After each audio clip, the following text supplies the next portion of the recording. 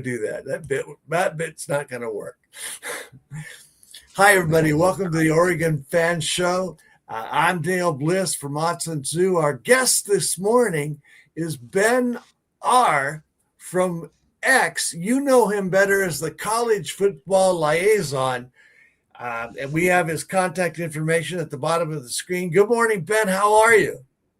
I'm doing well.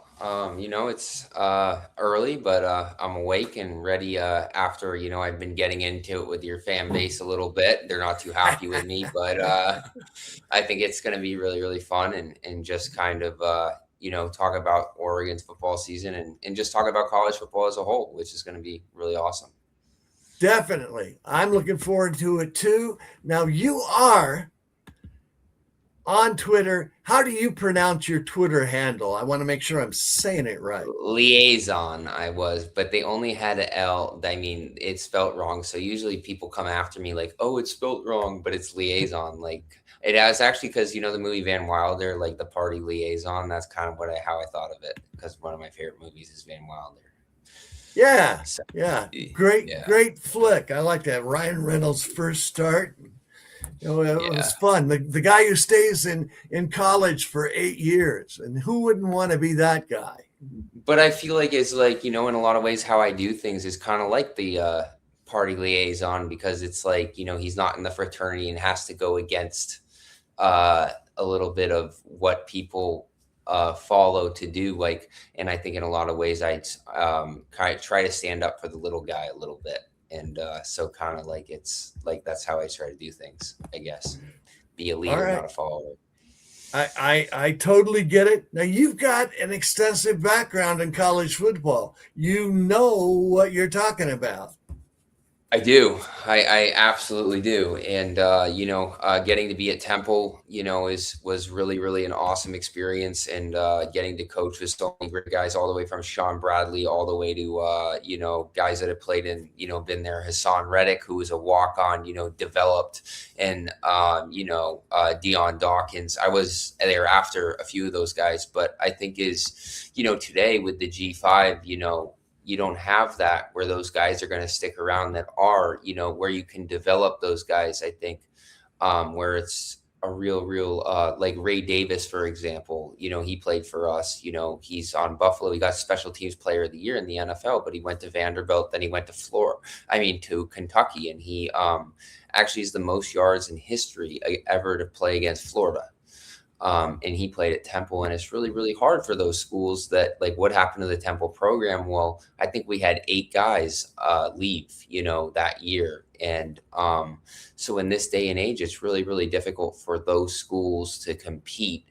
And the higher schools with the more resources are paying for that. So, I think is my message to the world is, how can we make it so it's a fair playing field?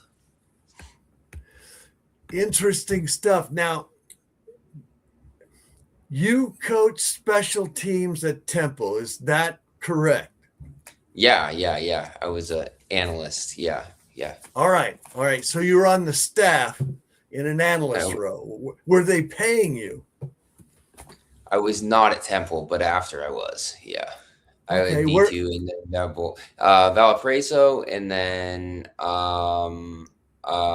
after that was I worked in Wyoming basically as in recruiting. Cool. And yeah. And now you're trying to break into the agent game. Is that correct? No, I am. We are. No, I represent players now. I don't really like to say the players that I represent because kind of my account I don't really like to do with my recruiting. I do more on Instagram for that stuff. And I just don't like to give my opinions, and I don't like people to know kind of as much, I'd say, but a few players right now that are undrafted. Both of them are on the Dallas Cowboys. Everybody probably knows the one player because he's been all over social media, and after he had a lot of great catches. I do that. I basically scout players and look at that and who are going to be good and, who I see to play at the next level. Being an agent or trying to break into the agent game and develop a clientele, it's a little bit like prospecting for oil, isn't it? I mean, it has that same I challenge. to be honest, I'm not very good at. No, I'm like the scout. So I work with an agent that's actually a lawyer that writes contracts, and all the kids or people that are out there. If you do not have an agent that knows how to read a contract and sign a contract, you should not be working with them. A high school coach is not an agent. Like, and that's the problem I think in the college level is a lot of these kids and a lot of these, like, they just go with people. The guy who's in his dorm room, can be an agent in college football. And it's like they don't know how to read a contract. It's a professional thing. How can you put yourself in the best situation that knows how to do it professionally and also cares about you as a person? Like, I see so many people that are just take advantage where it's like, oh, and I'm not saying this as Oregon or Ohio State. A lot of guys that are from the G5 or from the lower levels go to places where they're going to get a big check rather than what's the best going to do for your career, but also money. You have to do a happy balance. What's the best situation where I can get enough money, but you have to look down the line for what is going to put me in the best situation to succeed, just like anything. And I think is what's the best fit? What coach do I want to play for? Like, how does this scheme fit me? And that's kind of what I do. And I try to help kids with, and I would never tell a kid to say, so that I can make money off of him. Like, I want to make money off of him, but I don't want to necessarily just do that so that at the end of the day, my goal is for him to, if he plays in the NFL, that's my biggest goal. I want to see him. That's the most money for me that I'm going to make. So, and everybody wins at the end in that situation. So I think a lot of these agents are just wanting to, push kids to places so that they can get a paycheck. And it's not good for any party, in my opinion. Does the NCAA have a registry or some way, a license or some way of qualifying folks who are trying to represent Not players? really. Not really, no. You just have to do anything. Yeah, I don't do it. I work with an actual agent that's an NFL agent, NFL certified, actual lawyer, so I just find the players. He does all the contracts. I get a percentage of it, and that's how I do it. And it's the same thing like a player, the guy I trust. So I have a contract written with him. I have that. So it's like the same thing, just like a player signs a contract. I have that with him, but I don't know anything about signing contracts. I'm not a lawyer. I've coached football, right? So I think it's the same thing as so my parents are physicians, they're not signing, they have accountants, right? I mean, they have an accountant. You go to my dad's a dermatologist. So you go to my dad to get, skin taken care of. He takes off cancer. And that's kind of how, I feel like a lot of people go to people that are not you should be able to read a contract and be a lawyer. And that's my personal opinion. So your role is kind of a bird dog. You're there to find guys and develop relationships with them so they can choose your lawyer for representation. So I used to after I got out of coaching, I was really big on Twitter for helping kids pay you to recruiting, and I did recruiting. I was really big on Twitter and stuff for that, for high school stuff. But I kind of just stopped. My Twitter got hacked, my old one, and it was really big and then I couldn't get it back. So I kind of stopped with that for a while. I was going to get out of football fully. It's just a really hard business to work in fully. And just where the game has gone is I'm all for the kids getting paid, but I just think it's a really very dirty, it's just a very it's just turning into a very scummy, even when you work in it, you just see stuff that you're just people you work for, you're just it's just a very it's very car salesman-y, very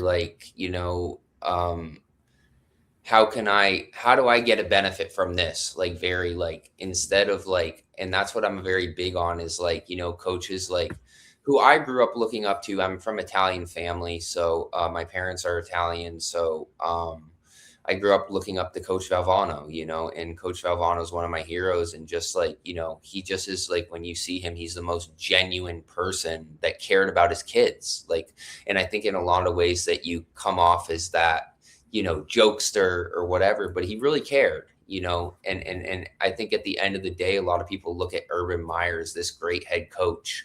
He had more people incarcerated than anybody. He had someone like Aaron Hernandez, like that. And is that really what we're supposed to be doing as coaches? As coaches, we should be helping and teaching people through the game of football. So I think is that at this level, it's very, very different. And very interesting story is when I coached at student assistant at Orange Coast College. I was like, man, our facilities are so nice. I don't know if you've ever been there. It's really, really pretty school. And I said, we could win like 12 games. And he said to me, it's not about that. It's about getting the kids out, and getting them a college degree, and it's not about how many games we win. It's about how many. And I always thought that was the dumbest thing when I was there, and then coaching a little bit after. But now I'm out of it. I'm like, that like he was one of the best. We never had the winningest record, but he always got kids out. He had the most kids to get out if it was NAIA, D2, D3, but those kids to get a degree, and that was really important. And he really cared about the kids. He used to put them in like BS classes, and he actually went to Oregon State. So, he played linebacker at Oregon State, Coach Taylor. So he's one of the best guys out there and I still have a very close relationship with him today. So, it's pretty awesome to see. And he actually just got inducted into the Junior College Hall of Fame. So football. So that's a great awesome accomplishment. And those are, Yeah. as you pointed out, those are the guys who are doing it for the love of the game. They're not making a lot of money, but they're supporting young men's dreams and giving them a chance to go as far as they can go and be the best version of themselves. Absolutely. And I think is like, that's what we're turning into this NFL, light, where it's like almost is that, everybody's counting offers, everybody's counting this, but at the end of the day is like, if you don't have those offers or whatever, or you have all those offers, even like they're going to pick the best player, right? Just like the draft. Like if you go look at an NFL preseason roster and you go look at an NFL roster, half that roster is not there. Those guys don't last. The average career in the NFL is probably about 2.5 years. That's the average career in the NFL. It's not 10, it's not 6 years, it's not 8 years, it's not. And I think a lot of people see like a lot of their stars or who they look up to, and they say, oh, look how long this guy lasts. It's really, really dang hard to make it in the NFL. And I think you're going to see more kids like are going to get lost. And when they're transferring all the time, a lot of those credits don't transfer. A lot of those things don't transfer. So you go to 4 schools. So then what happens, when you run out, and then a lot of kids are going to be in, FCS, whatever. And then they graduate and they don't graduate and they don't have any eligibility, and they're going to have to go pay and go back to school to finish that, or they're not going to go to school at all. So that's like, most guys don't make it. And I think now everybody is just thinking of it, even parents from the lower level. I coached high school for a little bit and I was helping out, and I was like, it's just so like parents are like almost like an investment in your kid. It's like, why don't you just like go play football? If you're good enough, you make it. If you're not good enough, you don't make it. Like go do something else. Like you can always coach or do something like I did, So I just feel, but I just think it's just too intense from too young of an age. It's interesting. The air goes out of the ball for everybody sometime. There's close to 2 million kids playing high school football. About the Division I football takes approximately 13,800 a squad. Yeah. Or 100 kids. Now they cut it down less. Yeah. So now it's not even like you don't even have that many, I don't think. And it's just like, it's it's just tough, and it's really hard. I think is like, and I always advise kids, even if you're a 4-star kid, I say, you know what, go to G5 and go play, and then you go, and if you're really good, you transfer up. And Market yourself. I'm Yeah. seeing a lot of kids go and sit the bench, and then they got to go back down, and then they got to go back up, and that's hurting themselves. And it's just a very difficult situation. But I mean, I think what we talked a lot about a little bit, about the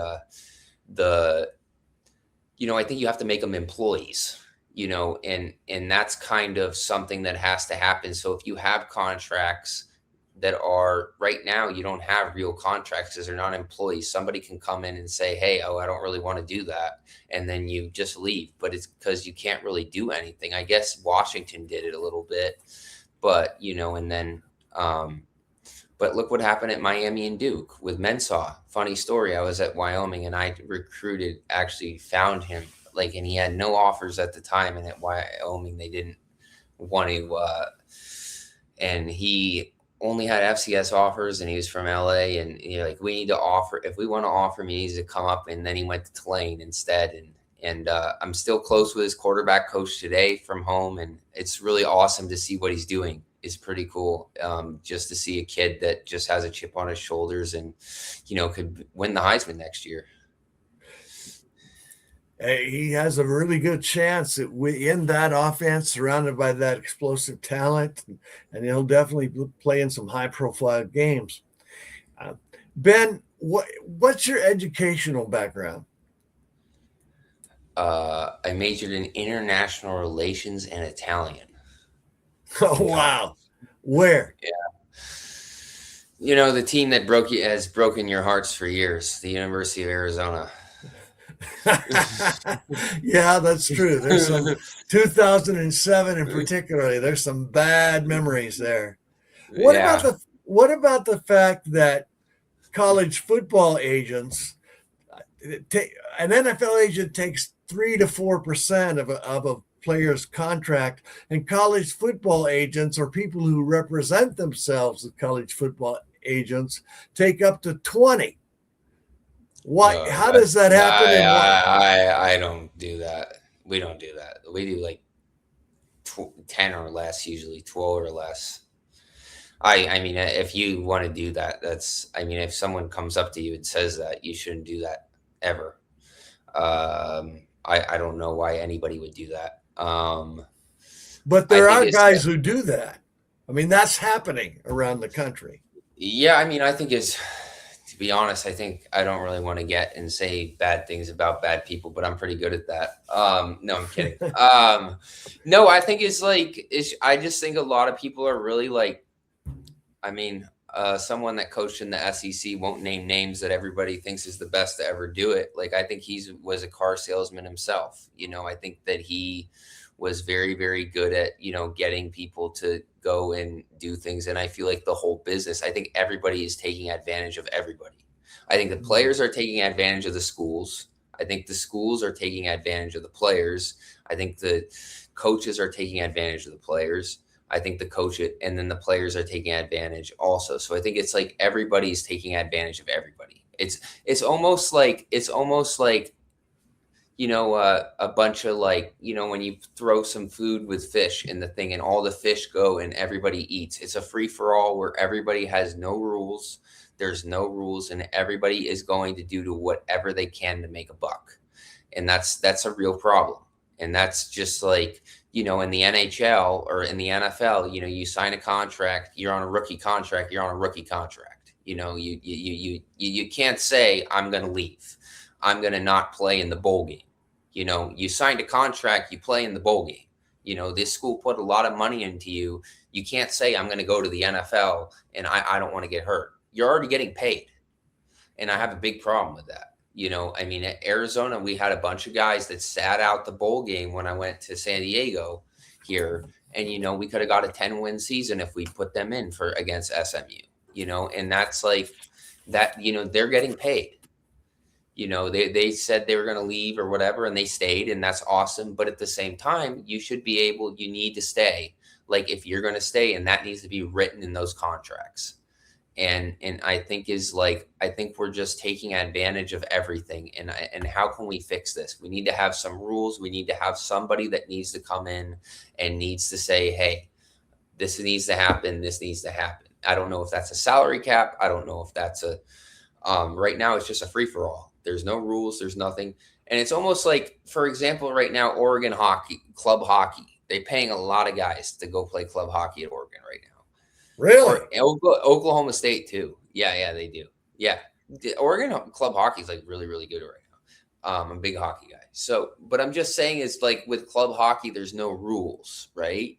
So it's almost like they can do whatever they want. But it's almost like in the NCAA, they have dumb rules. Like, the kid at Tennessee, his agent paid for a plane ticket. Well, the school's paying him, but the agent can't buy him a freaking to go on a plane. Yeah. So now he's going to get suspended. How does that make any sense? And it's like the NCAA just does things that are like they don't want to make any rules, so they make like small rules that are like they get people in trouble for dumb things. It's like, look what happened at Michigan. Nothing happened to them. Like why isn't anything happening to Michigan right now? Like, USC got the dang death penalty basically. And then SMU, they got the death penalty. Look what happened to Miami. You don't think the SEC was doing that, the same things that they were doing? Like, let's be real. So it's arbitrary. It's Yeah. It's a feeding frenzy, and it's the wild, wild west. Correct. All right, we should move on. You started an absolute Twitter war with some comments you made about Dan Lanning, Brett Bielema, and Willie Fritz, and comparing coaches in terms of who's really a good coach. That was not the art. I said he wasn't a top 10 coach. Okay. All right. I'm trying to find one of the tweets just to get the conversation started. I'm scrolling your feed. It got really big. I mean, you were going for several hours with Oregon fans. At one point you said, do I have to keep going over this? So one is at Oregon with the best resources and biggest NIL fund backed by Nike, and the other is at freaking Illinois. Last 2 seasons, Brett Bielema at Illinois, 10-3 and 9-4. 10 wins, the biggest 2-year stretch of Illinois. You're saying, and I'm paraphrasing, that Dan Lanning has been a successful coach, but he isn't necessarily the best because he has the advantage of tremendous resources. Is that a fair restatement of your position? Yeah, I think if you go back to the Washington game, I think he didn't, at the end of the half there, you got to take points. I think when it comes to coaching, I just think he just doesn't. When he goes, I think you have 6 to 8 teams that all have that type of NIL and type of resources in this day and age. And when he goes head to head against them, he struggled, in the big games. And that's a thing. I think that's what makes a great coach. Like when you say Belichick is the best coach to ever do it, Belichick did it. Like when we say Mike Tomlin, do you consider Mike Tomlin in Belichick, or do you consider him one of the greatest top 10 coaches to ever do it? I don't know if people gave Tomlin a lot of bad. I mean, even look at Josh Allen. Like, yes, he's the best quarterback, but a lot of people give Josh Allen a lot of stuff. He can't win the big game, right? That's what when you hear Josh Allen can't win the big game, and I think is like people don't give and don't say that about Dan Lanning. Like he can't. Like he's got smoked. Like beating JMU and Liberty is not like that's not good enough. Like it's not. Like and I think a lot of Oregon people are going to say, "Oh, well, that's like he's doing. Look how many games he's won. You're going against Minnesota. You're going against Wisconsin. He struggled even in Wisconsin last year, like, or was it 2 years ago? Like, and I mean, he even.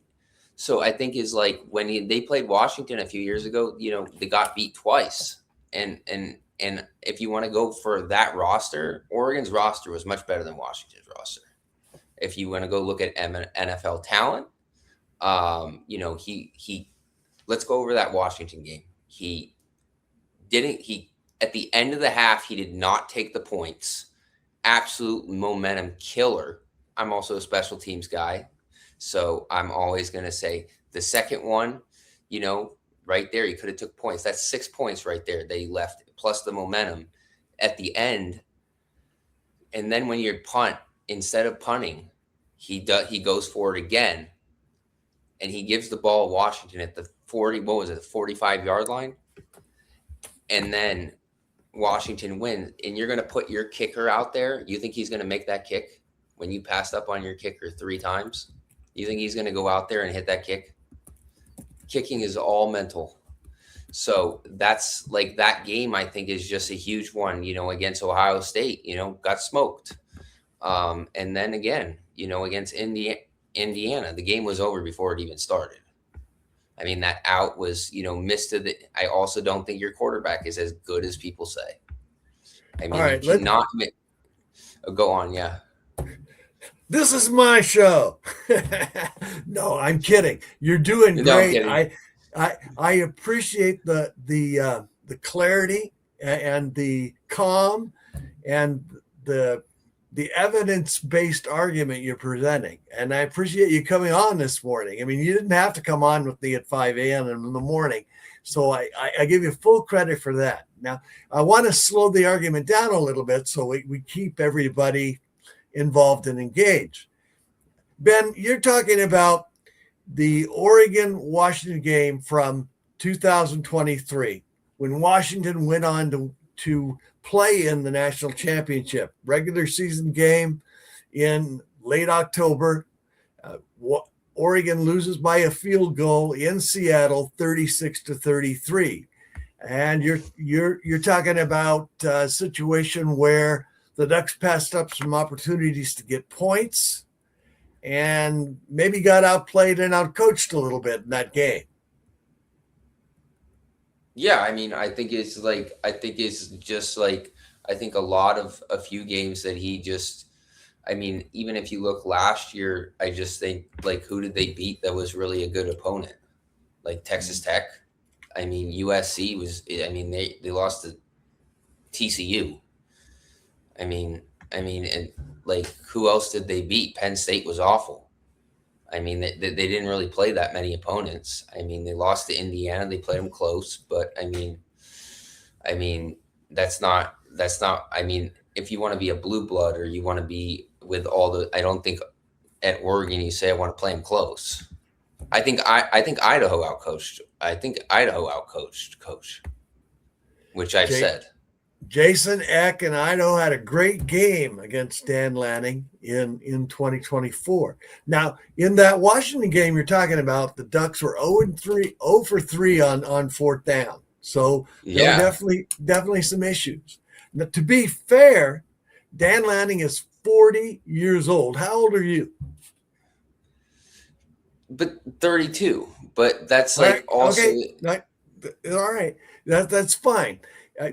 It's unfair to compare your accomplishments at 32 to the accomplishments you might have at 52. You're a well-spoken guy. You have a great knowledge and grasp of college football. Dan Lanning is 40 years old. He's been a head coach for 4 years. He's 48-8. He's lost 8 games in 4 years, average record of 12-2. Now, admittedly, he has great resources, but he's marshaled those resources. He's put them together. The first thing he did was win the job, right? I mean, you've got to go in and interview and convince athletic director Rob Mullins, the stakeholders at Oregon, that you're the guy to do the job. The first thing he got to do is establish that credibility and show. 8 years ago or 10 years ago, Dan Lanning was a GA at Pittsburgh. He started where you were, and it took him 10 years to be the head coach of the number 2 program in the country. How can you say he's not a good head coach or not a dynamic guy or not someone who can win a national championship? I didn't say that. I just said he's not a top 10 coach. He's not a top 10 coach. I don't think he's top. I don't think he's a top coach right now. I think he's very overrated. I think that this isn't about me. This is about Dan Lanning.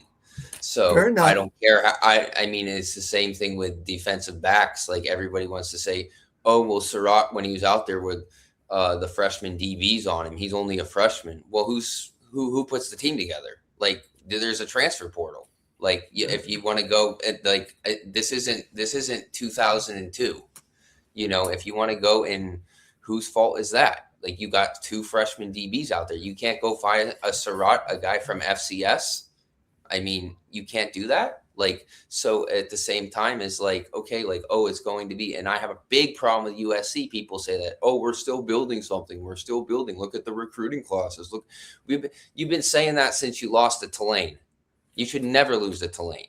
And I have tons of respect. I coached against at Temple, but that's my argument is the guy at Tulane has to go and get those 0-star recruits, has to do all of that and put those guys. He doesn't get 5-star recruits. There are no 5-star is ever going to go to Tulane, and that's the difference. Like Hassan Reddick for us was a walk-on. He went to he took the Eagles to a Super Bowl.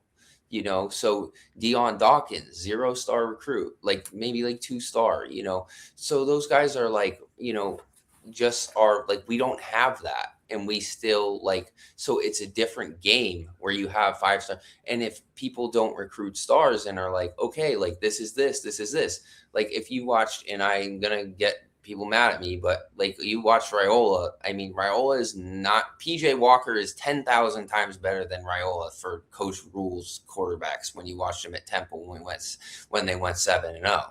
So I just think it's like for me to say, hey, like this person's a freshman or Dan Lanning's this age. Well, you guys are putting Dan Lanning as a top coach. I don't care. Like if you want to say to me, like, well, how old he is, that doesn't, okay. Like, that's good. For example, like a hockey player is like, or an NFL hockey player is like, 19, 20. Like you don't say, oh, well, he's only 20 years old, so he's this good. What is he going to be? But he's like, is he one of the best players? That they don't do that in ratings. So right now, he could be one of the best coaches to ever do it. You never know. But right now, I don't think he is a top coach, and I think he's gotten out-coached in big games. And you have to – and I think if he doesn't do it this year, this is the year. Like, if he doesn't do it, I think that – and I think Sarkisian is the same way. I think Sarkisian has all the talent, and Sarkisian is really underperforming at Texas. So you value the guys who do more with less. Correct. Yeah. All right. Well – that's a valid way to look at the thing. I look at the thing and I say, Dan Lanning is 13-1 and 13-2 in his last 2 seasons. He's taken this program a step forward every single year. Won the Big Ten championship in his first season in the Big Ten. Beat a number 4 Texas Tech team, shut him out in the Orange Bowl. It's true he's lost some big games, but it's also true that those are the only games he's lost. Every one of his losses in the last 2 years has been to a team that won the national championship. Every one of his losses in 2023 was to a team that went to the national championship. So one thing the problem I have with guys who take the position that you're taking is that it's only a big game if he loses. When he wins those games against USC or Iowa or Washington in November, when everybody's still alive for the playoff, those teams were all alive for the playoff at the time of the game. Well, then it's no longer a big game because he won. It wasn't a big game when he won in the first round of the playoffs and the second round of the playoffs this last year. It was a big game when he lost to Indiana. And whether you lose by 1 or 100, the loss is a loss. It doesn't matter how much you lose by. Yeah, big teams get blown out from time to time. Dan Lanning has never lost to a team not ranked in the top 25. He's 38-0 against unranked teams and 11-8 against ranked teams. Obviously, he's got to improve in that way, but I see the growth. I see a young man who's taken a team that was 4-3 and 10-4 in the 2 seasons before he came, and now they're a national power. That's development. That's culture building. And for those reasons, I think he's one of the best coaches in the game. You look at it differently. I respect your opinion because it's evidence based. What would you say to what I just said? I think it's that, I mean, you're going to say Iowa, like Iowa doesn't have the resources that Oregon has. Again, I'm going to have the same opinion where he's getting top five classes every year.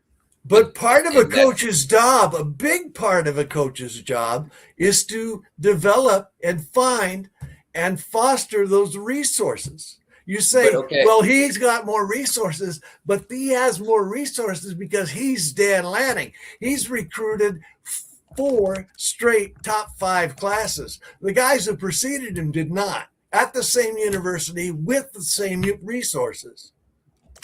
I mean, even like if you look at it, like if you want to go with it, like I mean, do you think like development is Pregnon, for example, was on our team at Wyoming?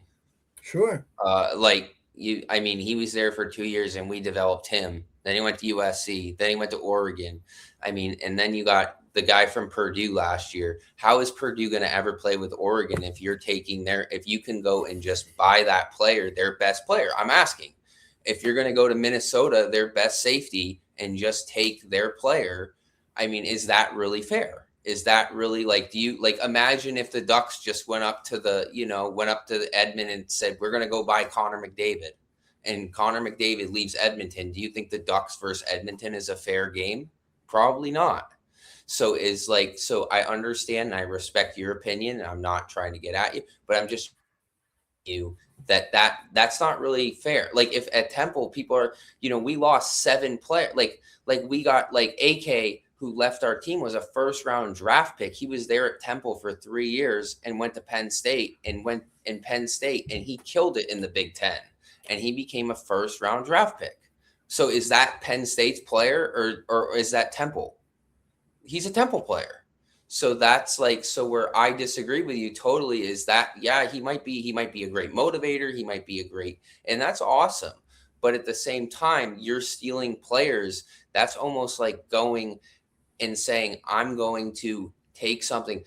Those schools put money, they put resources, they put time, they put a lot of energy into those players. And to say, hey, that this is a fair game, it's not. And it's not right. It's stealing, in my opinion. And you say you may pay the player, but you're not paying the school, the people that put all that money into those kids. And that's what I have a big issue with, is like, okay, so that's why when Oregon's going to go play Minnesota, so he's a better coach than Minnesota's coach, because so how is Minnesota's coach supposed to replace a player like that? Like they're not going to your point, Ben, I agree with you that PJ Fleck at Minnesota, Spencer Danielson at Boise State, Willie Fritz, Jason Eck. Those guys are great coaches. And Kurt Signetti kind of proved what a really great coach could do with the NIL system. You want things to be fair. I would submit to you respectfully that things never are. This whole thing was set in motion by a court case. A judge ruled that players were entitled to name, image, and likeness. And that's the reason why colleges pay players the way they do now. They've always paid players, but now it's escalated to where quarterbacks make $4 or $5 million in college football. And I don't necessarily like it. There are some things about the quaint old system. I'm fine with people getting paid. I have no problem with people getting paid. All right. I have a problem with, okay, let me ask you this. So you go and right, you go to a restaurant, right, and get food, right? Okay. But you get the food, you don't pay for it, you take it, you don't give them money, and then you say, I made it. That's basically what you're doing. In the same in an analogy. where you're So saying, I have no problem. Is property, when you go sign a contract in the NFL, you can't go to the Broncos, can't go up to the LA Rams and say, I'm going to go pay that guy. I'm not going to give you any money and I'm going to take him. You can't do that. These, at the end of the day, players are assets, just like anything in life. They are assets. So by you saying as I am against paying players, that's not what I'm saying. I'm saying is it's not fair. And you say life's not fair. No, that's stealing. To go and take somebody and you don't pay anything to the University of Minnesota, like that's stealing. Like so that's you like you want a structure, Ben, where the lower tier teams that are getting scavenged every year get some kind of compensation when one of their players elevates to the top 40 programs.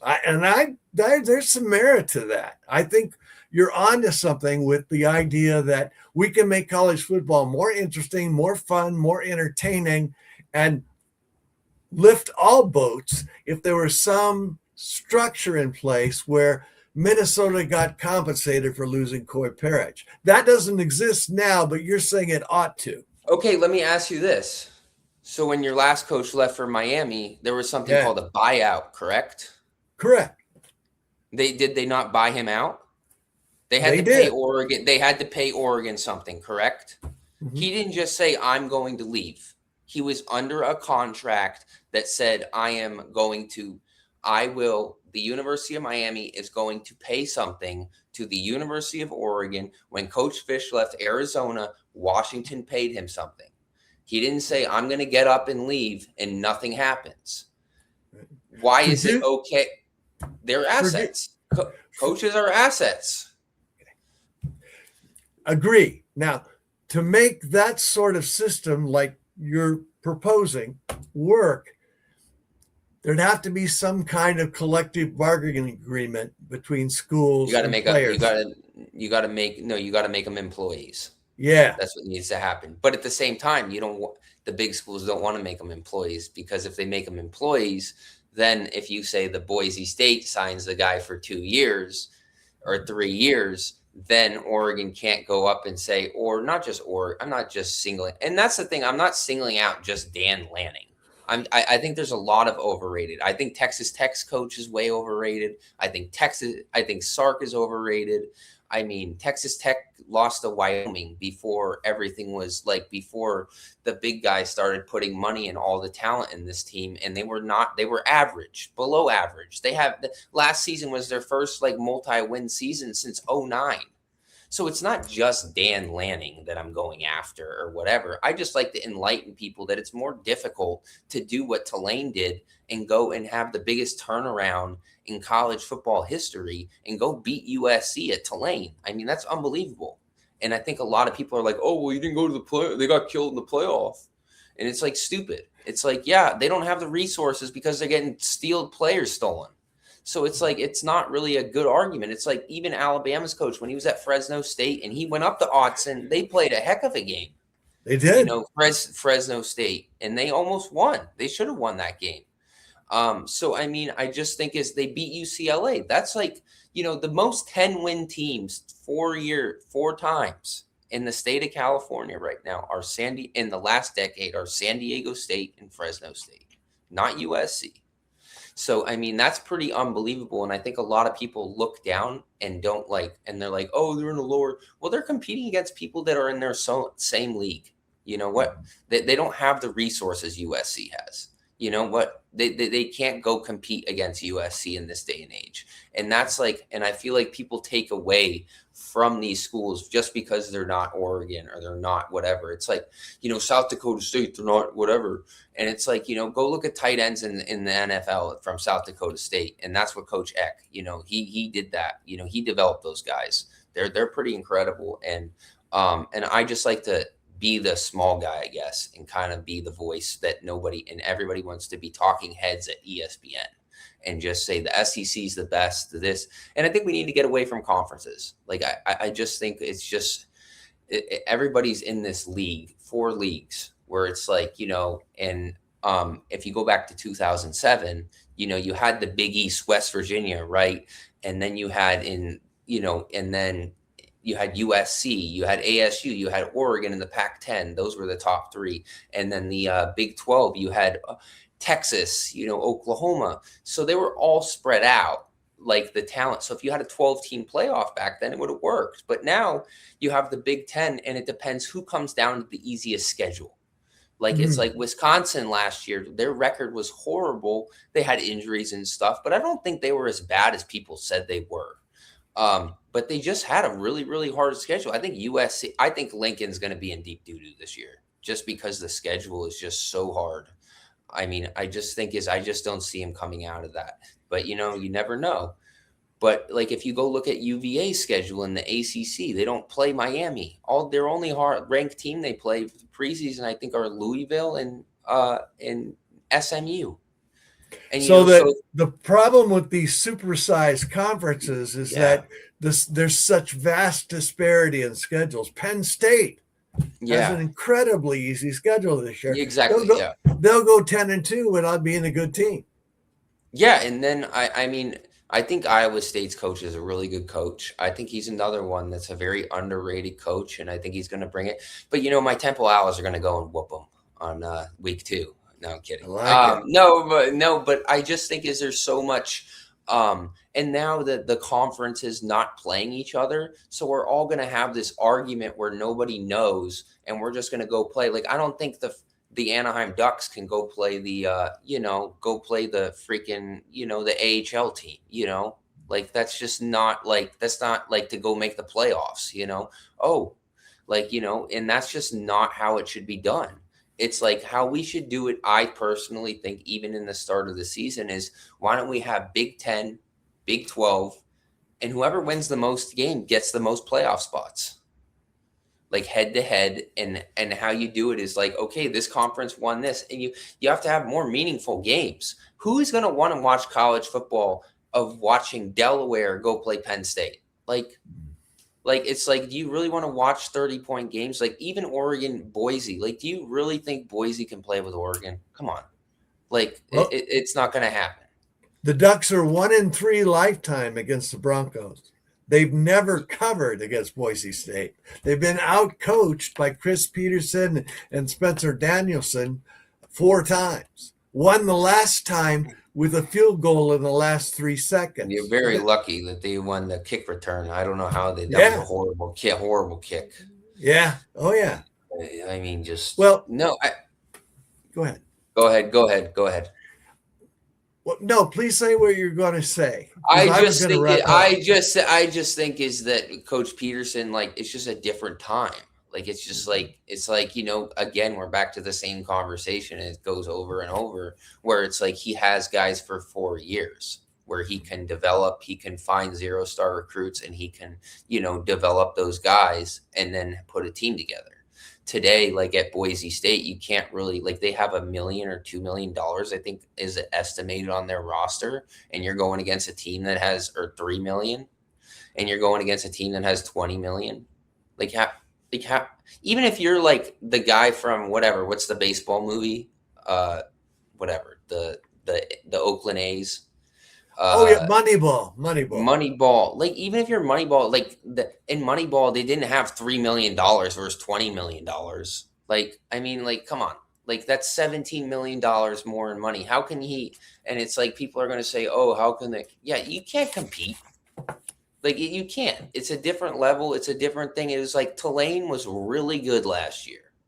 You saw what happened with Ole Miss twice. Like, it's just a different level, and that's not hating on. But 4 years ago, when Tulane played USC, if Tulane was in the playoff, they would have done well. If you put UCF in the playoff in 2017, UCF would have beat somebody. Like, they had a chance. If you put a 2011 Boise State in the playoff, they would have beat somebody. Like, go look at Boise State beat Georgia, that same year. Georgia went to the SEC championship. That was not a fluke, and I think and then even when Boise State lost to, Nevada had one loss. Like, they lost to Hawaii, and they had Colin Kaepernick.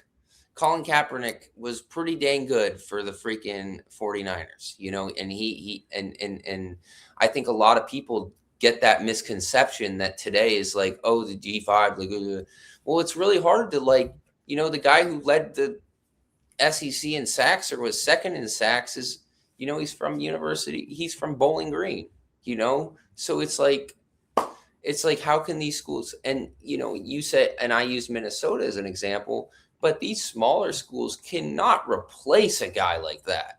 Like you can only find so many 0-star recruits and develop them that are going to become the next Hassan Reddick, next Dion Dawkins. They don't come around. Like, it's a lot harder to just say that, but it's pretty easy when you're a big dog and you can just go eat and be like, oh, I want that guy, I want that guy, I want that guy. Like, you would have hated the New York Yankees of the 1940s and 50s because they did. I mean, I hate the LA Dodgers right now, and they did the same thing. Yeah, I can't stand it. It's just terrible. It's killing the sport of baseball. Bottom line, Ben, you love college football.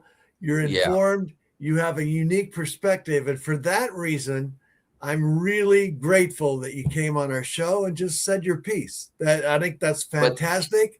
And I love the way you mixed it up with Oregon fans and had some evidence-based argument for your point of view. So I really appreciate you coming on and talking with me. I messaged you this morning at 4:30 in the morning and you responded. And yeah. Obviously you like having a podium or a forum or a stump to stand on, but that's why we're here. That's why the Oregon Fan Show exists, for passionate college football fans and college football experts to have a conversation. And nothing changes, nothing gets better. You can't really fully enjoy something without an ongoing conversation. So for all those reasons, I really appreciate you, and I hope you come visit us again. Absolutely. And I think it's like, I first off want to say is, we need to get a national championship to the West Coast, So I hopefully that you guys, I think, are the best team that can do that for us coming in to this in the next few years. So hopefully you can get it. And I am hoping that I want Oregon fans to know I have no hatred towards Dan Lanning or think he is not a good coach. I don't think he is. I just think he's not as good as people and he's a little overrated. That was my personal, but I hope that he does do well. And I hope that the Ducks really kill it this year. And, I think the future is really bright for Oregon football. And I just think is that, it's going to come down to that, I think they'll be in the playoff. And I think is that, it's just going to come down to that big game. And can Oregon win that big game? And that's what it's going to come down to at the end of the season, in my opinion. So I hope is that, and I think it's really difficult to be that person that is the, guy that has to be this, that has to go against everything that people believe or people want to believe or people. So, I just try to be a voice, I guess, for and it's actually a lot of people see it as me not liking college football or me trying to get, like, sometimes I say it to get a rise out of people, but at the same time is, I actually love college football. And I think college football is all levels. It's not just, the Big Ten and the SEC. And I want every person to know that. And I want every kid to know that you don't have to, that necessarily just because you don't go play at Oregon or you don't go play at Arizona doesn't mean that you can't play. You can't play in the NFL, or you can't whatever in the FCS. So I really worries me that now with North Dakota State leaving FCS, then you're going to see all these teams leave FCS. What happens to FCS? So I think there are so many levels. Portland State. What happens to their football program? So it's just important that I really do care about every level and everything, and I care about the game, and that's kind of my voice, and I try to put my voice out there. All right. Someone has to.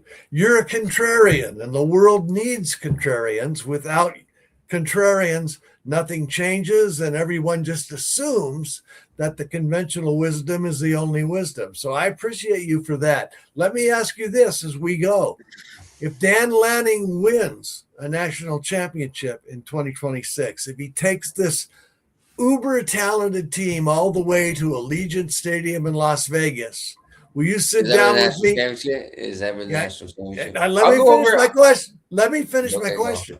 All right. If he wins, if he achieves that goal with this incredibly talented roster in Allegiant Stadium in Las Vegas on January 25th, will you sit down with me and toast him in his accomplishment?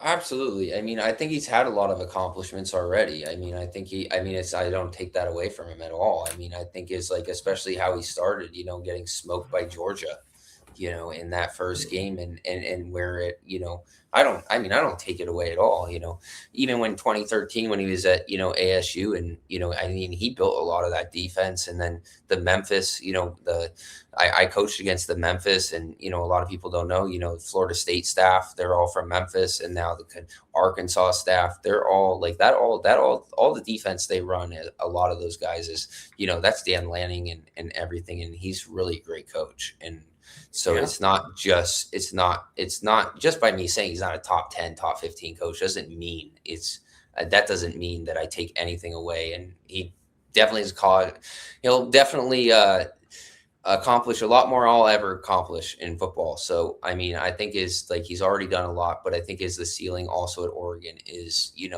like if he wants to be considered a top coach, in my opinion, it's just, and I think it's harder to coach college. I think in different ways it is harder to coach college football today, just because I think there are more teams that are the top epsilon are 6 teams all have kind of pretty and I think it comes down to coaching where it's almost like an NFL job when you get to those teams where it's like who is the best at back in the day. I think is like Nick Saban could just run inside zone the whole game because he has bigger players. Like you don't think he outcoached Notre Dame. The game was over before the game started. I mean, they were bigger, they were faster, they were, so I think that is more difficult in today's game. And I think Kurt Siganetti is the best just coach. And he absolutely killed coach in that regard. So those are things where they're different. And I think he'll be, I think he will get better. And I think that he will learn, but also losing coordinators. That's also another thing that you have. And that will be very interesting to see how do you replace those guys, because I don't know if you've coached in college, football, like the head coach doesn't do that much. It's the coordinators usually that do it. He's a CEO, the head coach, and not taken away from Dan Lanning, but he seems like he'll hire somebody. Well, Dan Lanning's journey as a college coach began with an overnight 1,200-mile trip to get Oh, a really? GA job at Memphis. And this Yeah, is he's in back. Memphis. Yeah, I believe so. I don't have it in front of me, but that's what I recollect. But the point of it is he drove all night to get an interview. Didn't have an interview. Drove all night to try and get one. Changed in a gas station bathroom into his suit and got a job as a GA. That's a man who would do that and grow the way he has with a beautiful wife and 3 little boys to move his way up the ladder. He's got something inside him that is exceptional. That's usually the job, the life. It's a hard life for sure. Well, I am saying a guy who can do that and rise to where he's been is not done accomplishing great things. Ben R., you've been an incredible guest. I really appreciate you. And I hope this is the beginning of a beautiful friendship. I'd love to have you visit us again. Have a great day, and thank you very much. Absolutely. Good.